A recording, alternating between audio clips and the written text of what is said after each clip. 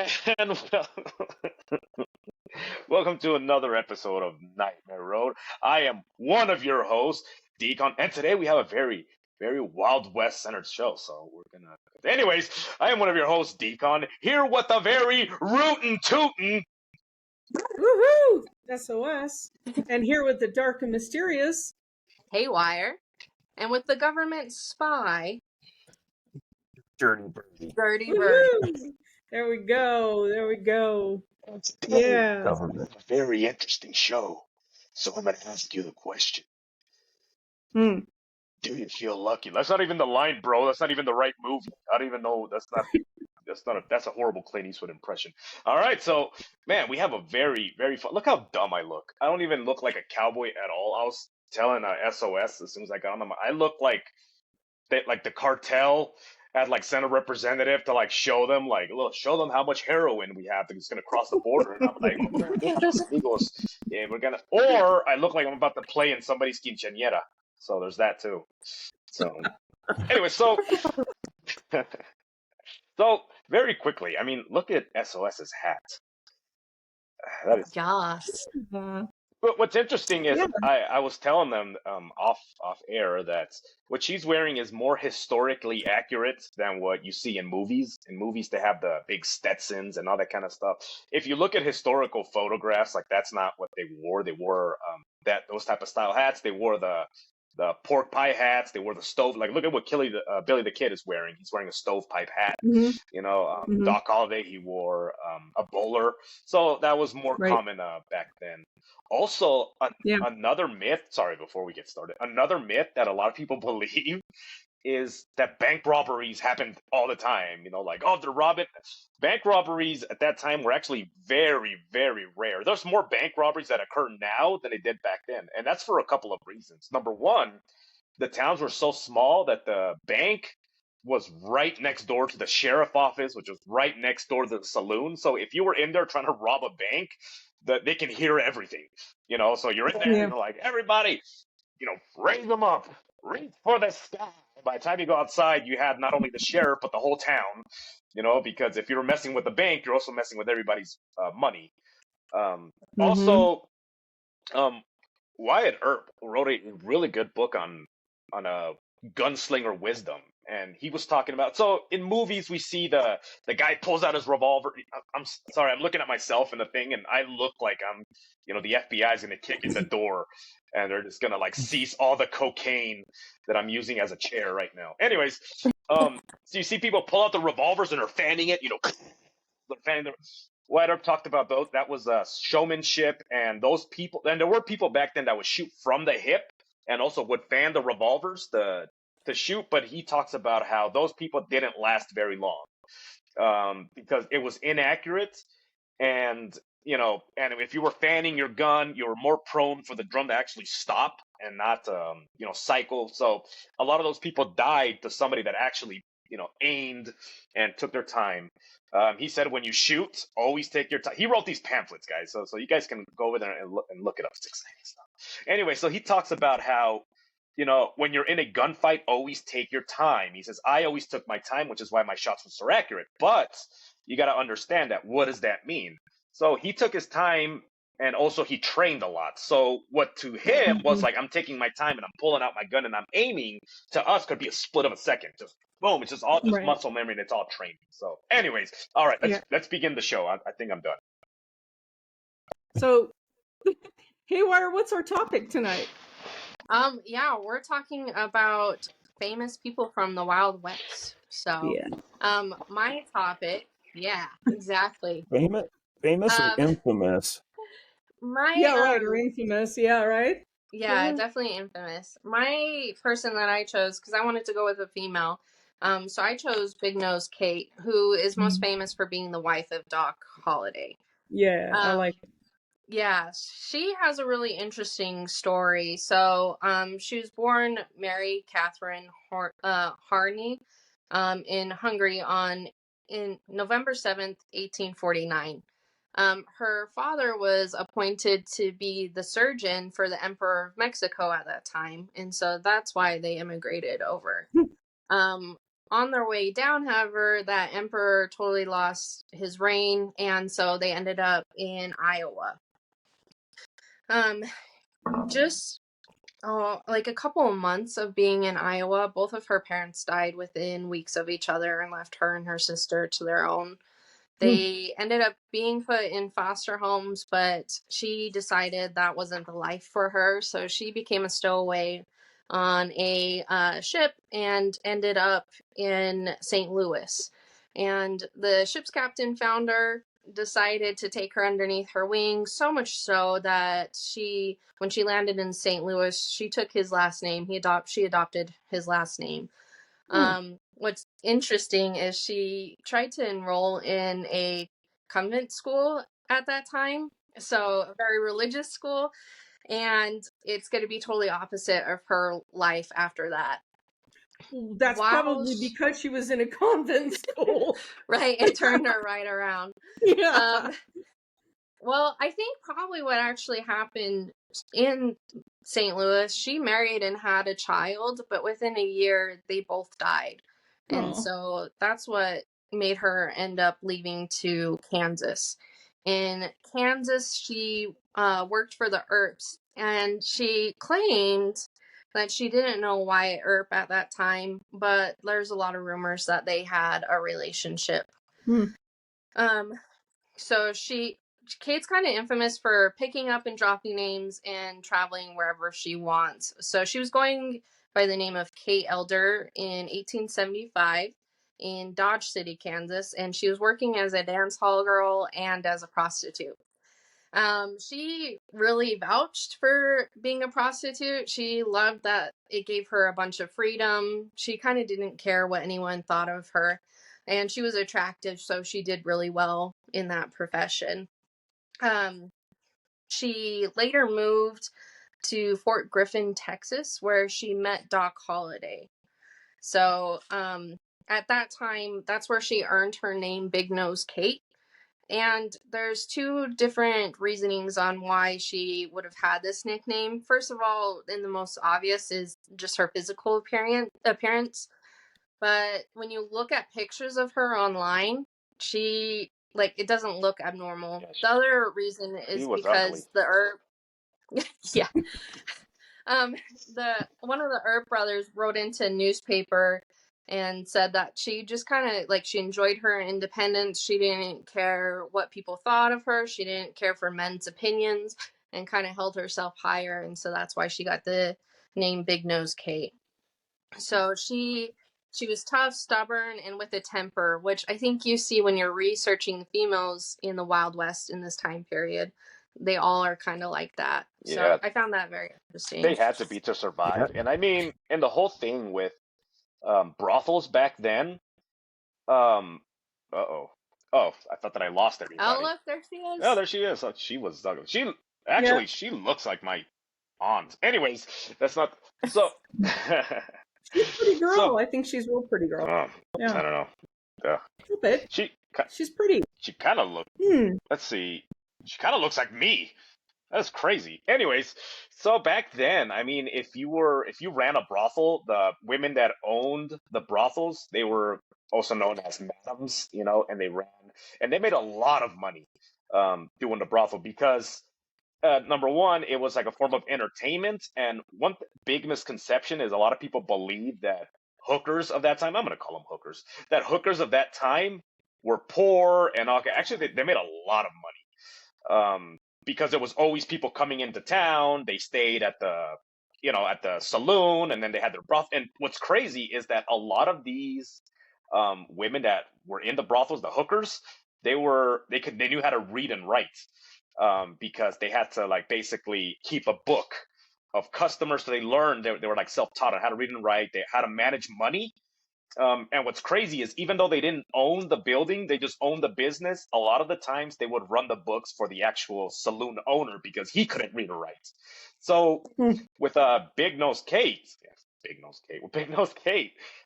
she actually had this is funny. She actually had a brothel / school for women So she was over there in between clients. She was teaching them how to read and all kinds of shit. So it was just Good for her. yeah, it was She just was really progressive for her time, you know. well, I mean, Yeah, she was. like I said, she had a lot of those prostitutes were actually, except for the syphilis, a lot of those prostitutes at the time, they had to be, they were very keen and they were very intelligent because you had to, because you had to survive. You don't back then, if Mhm. you were an idiot, you died. So a lot of those women that worked in that profession, they had to smarten up really quick, and they did. So there you go. Yeah, a lot Yeah. of them also knew self-defense and also knew like little trades to help get them by too. It's quite a bit of knowledge actually that they had. Yeah. So they carried the pepperbox shooter, and that was a very, very common for a hooker to have. So a lot of men found out the wrong way, the hard way, that if you try to assault a hook, they had a gun nearby. So they actually started designing special. So what's interesting is the ankle holster that a lot of people use. They started being adopted by cowboys or gunslingers because hookers they started designing a special pouch in their ankle because remember back then they didn't shave their legs, so they had to cover up their legs. But if they reach down there, they can actually draw on you really quick. So people found out the hard way that if you try to assault a hooker, they were going to have the quick draw on you, and then they started making specialized holsters. And then once a couple of gunslingers were like, you know what? These hookers, they have a special holster. Like, I'm going to have to start having one. So then that's where the ankle holster comes from. Was from those types of things. Oh, Isn't that's that where crazy. the Derringer came from too? Sir. The Saturday Night Yeah. Special? Yep. And it comes from the names. Anyways. Oh, go. So I find it fascinating that women were portrayed as so, and a lot of times they still are, as this meek and mild thing, when these women had to be tough and they had to be wily, because either that or that, a lot of these guys would just beat the snot out of them and kill them. So they had to be wily and On your toes, at all all the time. times. Yep. Especially So when I tell them to get in the kitchen. you know what? Oh, jeez. To the moon, man. To the moon. A draw on you. Draw on you. Dirty Bird. You Yes. have a fascinating story and I want to hear it. I have a story about a serial killer family in the Old West This is called awesome. the Bloody Benders. We love And- family. Now, is there a drink named the Bloody Bender? Because at this point, we need to make one. We need We to could have a probably invent podcast one, drink. yeah. Patent pending. Patent pending, yep. So, in October 1970, 5 families of spiritualists homesteaded in the township of Osage, Labette County, Kansas. One of these families was the Bender. John Bender Sr. also went by the name of William. He was 60 years old, spoke very little English, and when he did, it was guttural. It was what? Guttural? Guttural. Very harsh. Yeah, like they. He was 6 foot tall, and at that time he was a giant of a man. But a lot of people described him as gross, profane, and ill-tempered. John Gebhardt, also known as John Jr., was a 25-year-old handsome man with auburn hair and mustache. He spoke English fluently, but with a German accent. But he was prone to laughing aimlessly at weird times. That's all Germans. Me too. People considered him a half-wit. So these two guys. Oh man.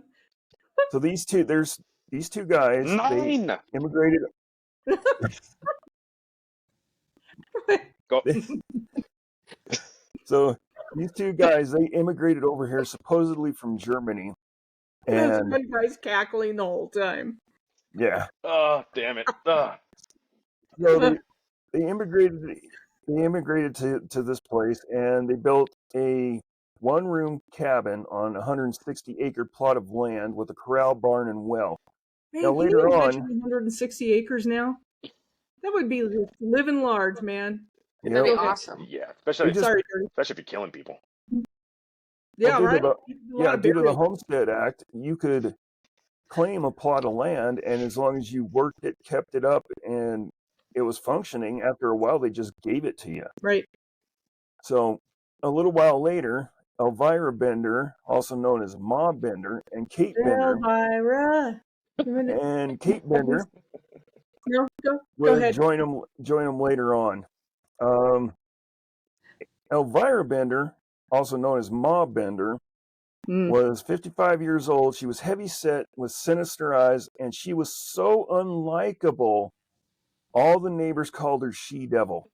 This is awesome. So wait a minute. So- we have the guttural speaker, the guy who laughs inappropriately, and the evil Ma. The She-Devil. Even Ma Bender spoke The very She-Devil. little English, and It's like the Wow, typical okay. family in any like medicine commercial in Germany. Like they're just portrayed as that. That's how all Germans act. so Ma Nazis. Bender she was a self-proclaimed medium who could speak with the dead, and was often seen boiling roots and herbs. She claimed she could cast charms and wicked spells on people. She ran the household, and with an iron fist, so much so that the two Bender men were afraid of her. On the other hand, Kate, the 23-year-old petite young woman with auburn hair, spoke very good English with a slight accent. She also proclaimed to be a healer and psychic, and she would give lectures on spiritualism and conducted seances. Nice. She found the lecture circuit so profitable, she started advertising her skills. She was also an advocate of free love, which put her and her brother's relationship into question. Yeah. And she also had justification for murders sometimes, so keep that in mind. But Kate only had one thing in her mind, and that was wealth and status. So wait a minute. Is the cackler Her brother? brother. Yes. That's her. Yeah. Okay. Yeah, Okay. that's her. I just That's pictured her him laughing. brother. A Oh, lot of people speculated that they had a common-law marriage.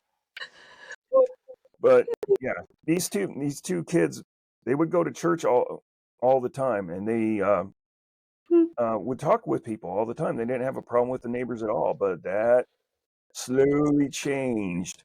So there are spiritualists who went to church. yes. But that was also very common at the time. That was very common. Yeah. Can you imagine those people approaching you at church? They're like, "Oh, this is my Führer, you know." All right.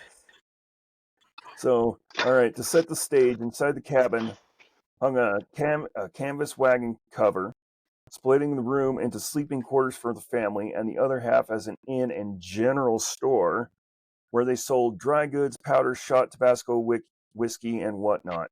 In a one-room cabin. In a one-room cabin. Huh. So the front also had a kitchen and a table for people. Wait a minute. Slow down. I'm on drugs today. Just so y'all know. I'm medicated. Me too. She got them from me. Yeah. Wait, all four of these people are sleeping in one half of a one-room cabin. Well, no wonder they are having somewhat of an inappropriate relationship. You know, when they say one, that's what I was wondering. I'm like, when they say one room, how big is a this room? cabin? So Yeah. the way that it was described was that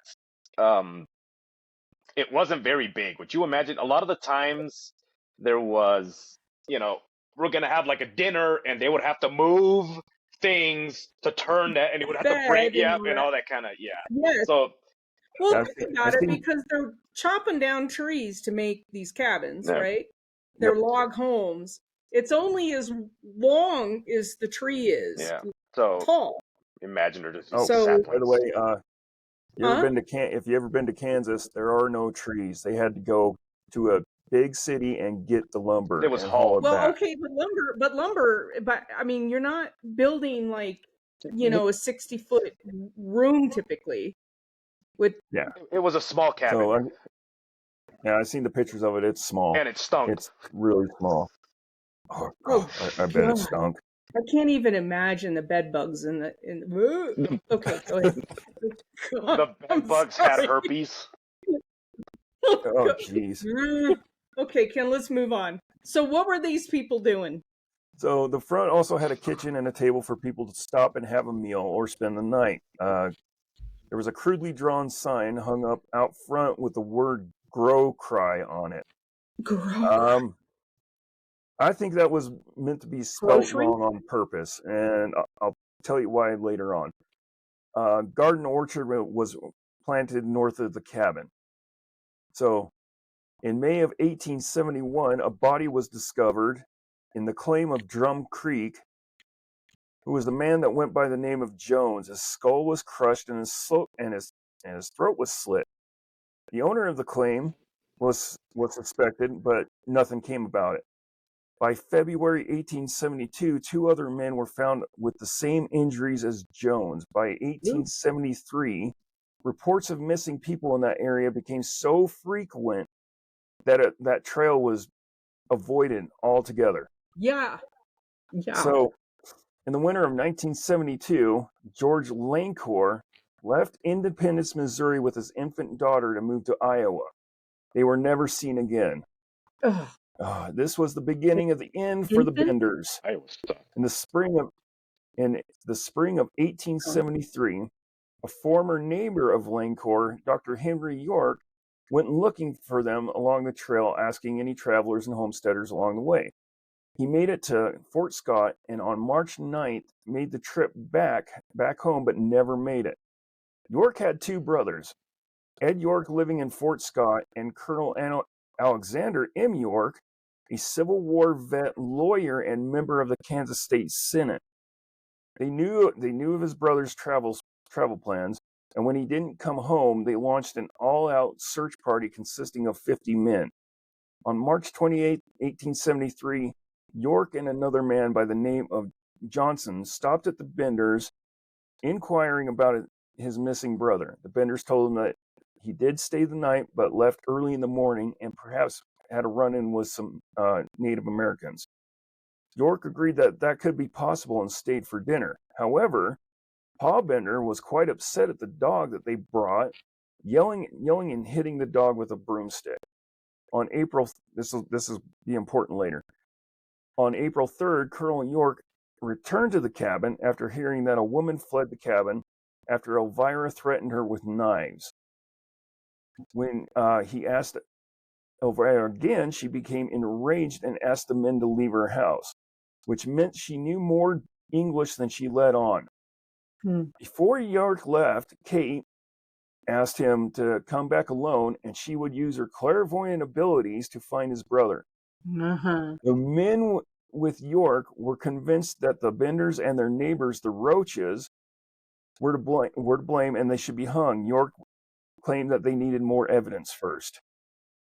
Well, Okay. yeah, that's important. Not for me. So Well, yeah, you know. I'll just take your word. Yeah. Yeah. So at the same time, people in the area were accusing the Osage community of the disappearances. At a local schoolhouse, a township meeting was held. Some 75 locals attended the meeting, including York, John Bender, and John Jr.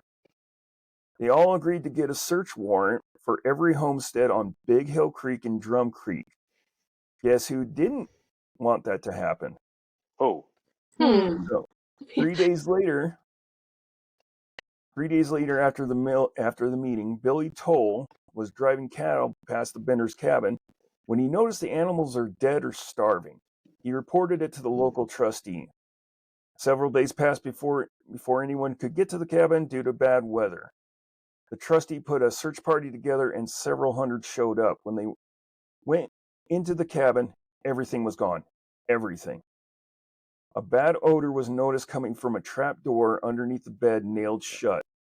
After opening the trap door, they noticed a slab of stone on the makeshift basement. After removing the stone, a doctor that was with the party determined that the smell was blood that seeped into the soil. So they got a team of mules and physically moved the cabin and started digging. Wow. No bodies were found. Now that the cabin was moved to the side, moved, one of the Yorks went into the cabin to look around a little more. He found his brother's horse bridle. Standing up, he looked outside and noticed that some of the soil in the orchard was freshly disturbed. And being a farmer, he knew that there had been some digging done recently. Letting out a sharp whistle, he alerted the search party and directed them towards the orchard. Probing the ground, they found York's body buried face down with his feet barely under the surface.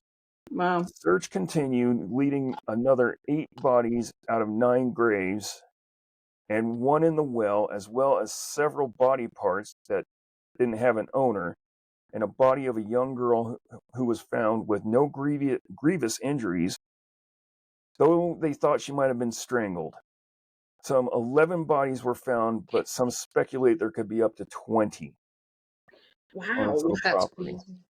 So, with the guy and the baby, remember when I said that York stopped into the cabin and Pa was chasing it out and like kicking at it and hitting it with the broom or whatever?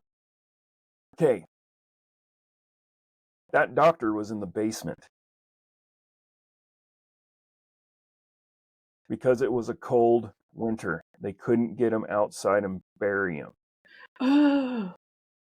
And they kept the baby for 3 months while he was rotting in the basement. And when the ground was finally thawed enough to dispose of the body, they threw him in there and threw the baby on top of him and buried him. Was the baby alive? Yeah, they kept the baby alive for 3 months. What? That just doesn't make any sense. And did they bury the baby alive? Yep. Oh Buried my the baby God. alive. With her So, what about the sign? You said that you had a theory about the sign. Yeah, so when they went to that big meeting and they said, hey, I got a search warrant to search everybody's property. Yeah. They packed up everything, threw it in a wagon, and took off. Well, the wagon left a trail. So, vigilantes went and followed the trail, and they came across a wagon. And in the wagon was that sign that said "Grow Cry" on it. They flipped it over, and in perfect English, it said "grocery" on the other side. That's what I thought. Grocery, yeah. So people speculated that they put the proper name up, and they're like, no. Everybody going to think we're smarter than we let on. So they flipped it around, and we'll look like idiots, and then people will be more prone to come in. So Sorry, with the all Germans. So with the girl that ran off, Kate also worked at a cafe in town, and she met and befriended this girl, and they both came up with started talking about spiritualism and psychic stuff, and Kate was like, oh, why don't you come over and hang out? We'll have a nice cup of tea and talk about it and maybe do a seance or something like that. And then when she got there, Kate wasn't Kate anymore. Kate was very mean, demanding, and she's like, no, I'm going to leave. And that's when Ma was like, rah, rah, rah, and grabbed the knives, and she split. There was a couple people that got away. One guy stopped in there to have a meal. They served him dinner, and they're like, well, you can sit at the head of the table and be our guest. Well, the head of the table was that curtain of canvas. And he looked at it, and it was gross, disgusting. And he's like, nope, I'm not doing it. And they chased him out of it. They started getting upset. They're like, well, why don't you sit over there? And he's like, it's gross. I don't want it. And they started getting more and more upset with him. And he just split, and he just kept going. So what they would do is that if someone stayed the night over there, they would have him sit with the canvas curtain behind him. And while they were eating, Kate would distract them with her beauty and her charm, and a real good conversationalist. And one of the Bender men would peel that curtain back and hit him in the head with a sledgehammer. Wow. Knock him out, and then drag him to the basement. And people speculated that Kate would slit their throat, and they'd rob them. And if the weather was good, they wait till dark, take him out to the orchard, and bury him. Can't trust Kate's. But That is ridiculous. But unfortunately, in the wintertime, I hate the all ground Kates. is frozen solid. So they would do their MO. They'd like have them eat. Somebody hit them in the head. They drag them to the basement, cut their throat, and that's where they would stay until it was warm enough to bury them outside. And they would rob them. They would take their horses, their saddles, whatever. And people speculated that they would sell them to the other neighbors in the area. And that's how they got their money. But now the body parts that didn't have a body to go to, people speculated that they ate people too. Delicioso. Well, I mean, yeah. If you're gonna go to serial killer status, might as well like Dahmer, like go all the way. But yeah, they did. So here's a question for you: if you're eating like a body part, and then you poop the next day, is the DNA from the person you just ate in the poop, or does it get completely wiped out in your digestive tract? Well, I think that back then they didn't know what DNA was. I know they don't know then, but that's just a general question. But if like you're research, well, like if you're in places like Arkansas or anything like that, you still don't know what DNA is. Oh, stop! Oh my god! Oh man, tell him the trap door. Anyway. Yeah, the trap door. What about it? Okay, so remember that they had the curtain, and remember that in that cabin they had like, oh, you should sit at the table where there was the curtain. A lot of the times, if they were really impatient, they wouldn't even bother like peeling the curtain back. They would just swing blindly. And one of the guys that got away was because they swung through the curtain.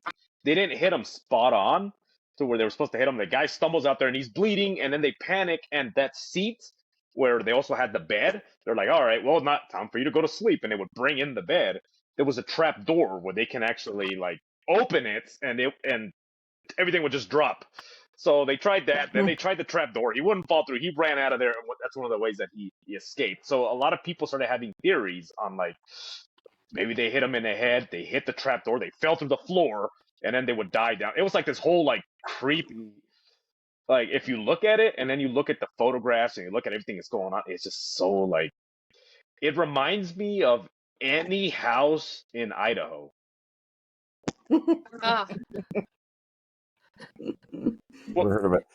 Was that the very first like family of serial killers that was recorded? Do you think, or do you think there was just?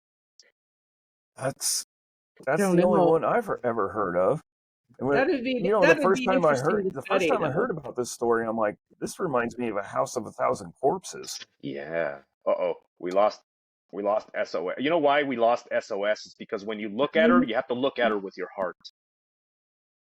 Oh, good God. You've lost me? I'm not here?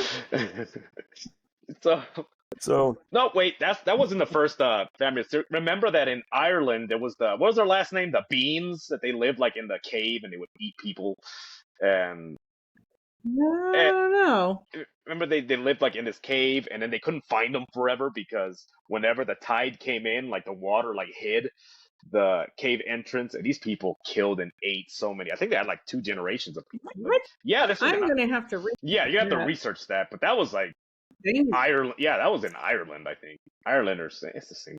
Leave it to the Irish. Yeah, we're just evil. Yeah, bunch of bastards. Potato eating. All right, bastards. Are we done with yours, Dirty Bird? Huh? Are we done with yours? Well, so there were some vigilante groups that traced that wagon, and they traced them back to the local rail yard, and Kate and her brother and Ma and Pa got on a train, and they left to Kansas City, and then they both went their separate ways. So Kate and John Jr. went down to Texas. What? Am I wrong? No, I'm just like, those people are sick. No, I'm not disagreeing with you. I'm just saying, like, that Kate, disgusting. So yeah, so Kate and John Jr. went down to Texas and went and got hooked up and started living out on the range in outlaw territory. Well, yeah. And it was so that area was so bad that no law enforcement would ever go in there.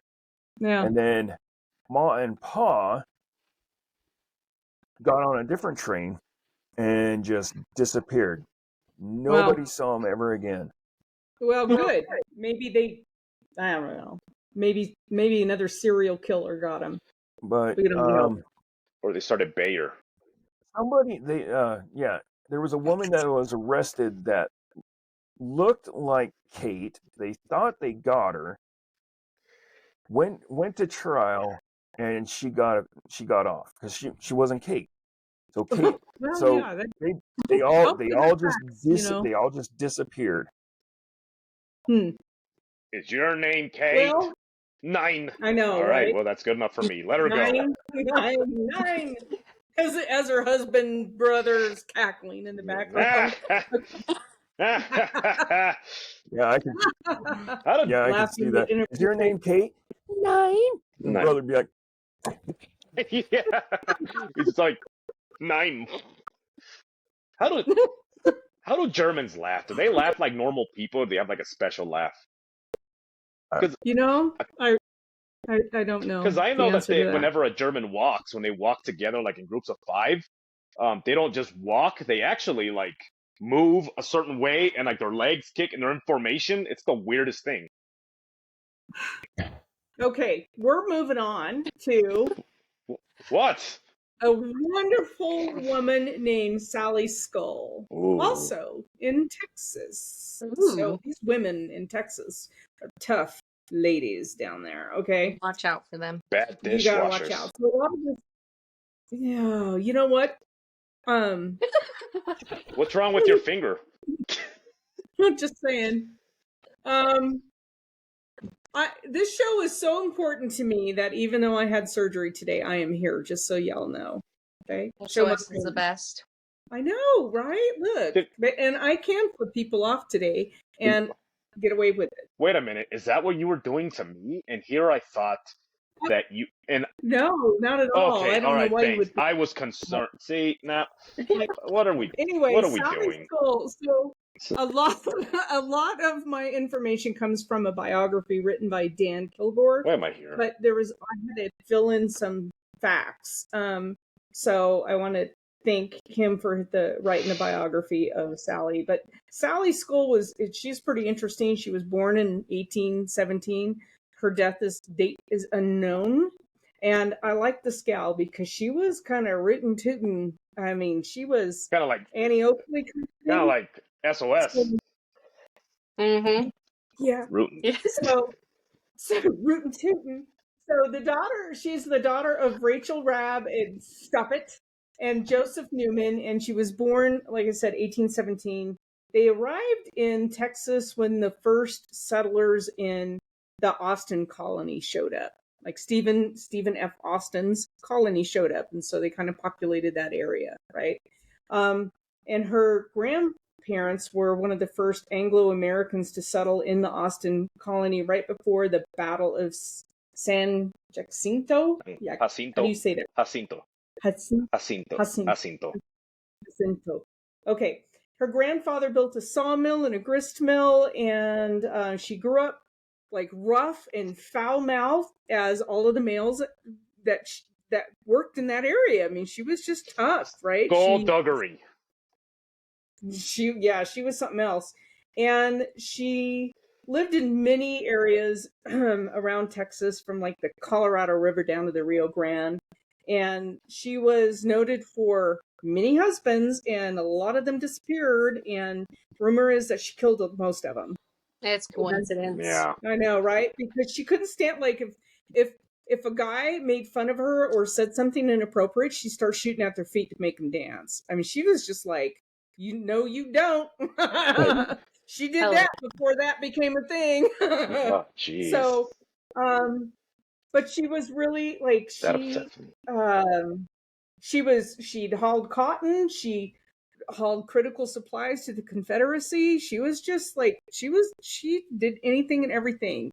She worked cattle. She traded horses. She was definitely a Texas woman. Ooh, that's a rough business, trading horses back then. Ooh. Because a lot of people would try to rob you. And yeah. I think she could probably Horses were outgun just about currency. anybody came around her. Throws dishes at them. Legend says that she'd rather kill a husband than divorce him. She did go I knew that was coming. and it pissed her off. The divorce wasn't good. I mean, it was very contentious and everything, so she got really mad. So the rest of her husbands pretty much just kind of disappeared. Like, her second husband she got married like 11 days later after the divorce was final. Boom, she was married again, but it didn't go over well. And then one time she had a really quick temper, which I just love this gal. She went, she was, they said, easily unhinged and provoked. So she was at the fair. There was a fair, and an eyewitness claimed he saw Sally shoot her first husband dead with a 6-shooter. She claimed it was self-defense. And then she goes to the fair, and she became so notorious that she went to the fair, and somebody just pissed her off, and she killed him. Just shot him, and just kept walking around the fair like nobody did anything. Well, it's a fair. I mean, geez, you can kill somebody now in a fair. When I was a kid, I know, eating funnel cake.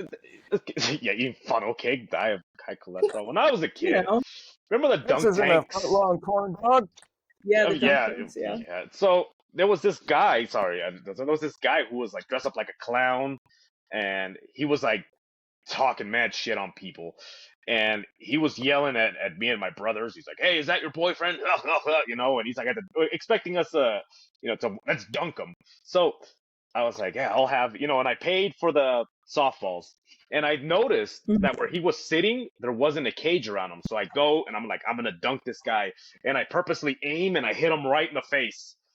And and then the water just started changing color, and then they're like, "We need to get out of here." And then we were just walking around, and no one did anything. Oh, continue. Well, there you go. It's a fair. You can kind of get away with some stuff. Yeah, because everything's fair. Everything's fair at a fair. Everything's fair. That's probably a Canadian saying. Canadian? I don't know. They're weird. Eh? Okay. What's up, eh? Let's see. She took up in the mid 1950s. She's living in like Corpus Christi area, and this European tourist wrote this about it, seeing the Sally Skull character, right? And he said, the conversation of these bravos drew my attention to a female character of the Texas frontier life. And on inquiry, I heard the following particulars. They were speaking of a North American Amazon, a perfect female desperado, who from inclination has chosen for her residence the wild border country in the Rio Grande. She can handle a revolver, a Bowie knife, and like the most reckless and skillful man. She appears at dances, thus armed, and has shot several men at merrymakings. She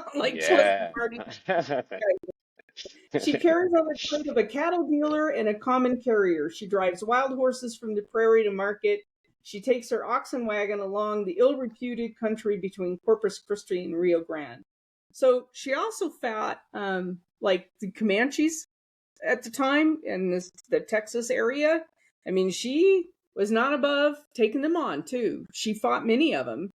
She's just like, this gal was tough. And So, but finally, apparently, she was done in by her fifth husband, fourth husband, fifth husband. She legend says that they went out for a ride or something, like on the wagon. He comes back alone, and then a decomposed female body was found sometime later, but she was beaten to a pulp. Nobody could figure out who it was. And they believe because she disappeared at the same time, it was her. Come on, woman. She was so she was so Texan and everything about her that her character was portrayed on the miniseries Lonesome Dove. She was portrayed by Olin Jones on Lonesome Dove. So I thought it was pretty cool that she kind of goes down in history as, yeah. She should have been portrayed by Bret Hart. So there you go. We've had our vixens and our villains of the Old West. Oh, Haywire, Big Nose Kate. Do you remember what year she died? Yes, off the top of my memory, 1940. 1940. Yeah. Just shy of her 90th birthday. Yep. She told a lot of stories. I mean, a lot of the things were like the misconceptions of like, well, did you know that back then, like, for example, how everybody carried a 6-shooter and they all got into gunfights in the 6. She was the one that was like, actually, a lot of gunfights that took place were all shot with long guns, at a longer distance. It wasn't the whole draw. So a lot of the misconceptions from the West were actually, from her saying this is what happened. That's not the way things were, because by that time, silent film and all kinds of stuff had completely romanticized the Old West. And, so... Well, what's interesting is that 1904, she was telling stories, and she was actually well off, because people would actually pay her just to go hear her stories, and and I think she actually owns several businesses too. So she inherited a lot from her last husband too. She did really well for herself in the end. So it's interesting. Years ago, when I was in college, I used to I would take care of an elderly man who. I'd go in like on Saturdays and sit with him all day so that his wife had a day off, right? And he was born in the 1800s. And so when you think about that turn of the century and what they saw, and he's like, he saw, the first motorcycles and the first this and the first that and all these firsts things, all these inventions come out. And he would talk about his life before and then after these conveniences came along, and it was so fascinating to listen to this man talk. And we lose so much of that history with these generations that are now gone. Yeah, see, that's cool. The most interesting person I've ever knew was this crackhead in California. They called him Chucky because he had red hair, and he also claimed that he saw Elvis at the gas station. Look at me, I look like Rambo killed me in a tunnel in the last Rambo movie. Anyways. Yeah, but it's cool. So I mean, my point is, if there's elderly people in your life, and not like just me, but elderly people in your life, whatever, talk to them, because their stories are fascinating. They're fascinating, and no thanks. I don't. Whatever. I don't want to be like, let me tell you the story about how I got this watch. And they're like, well, there's that. Oh my god.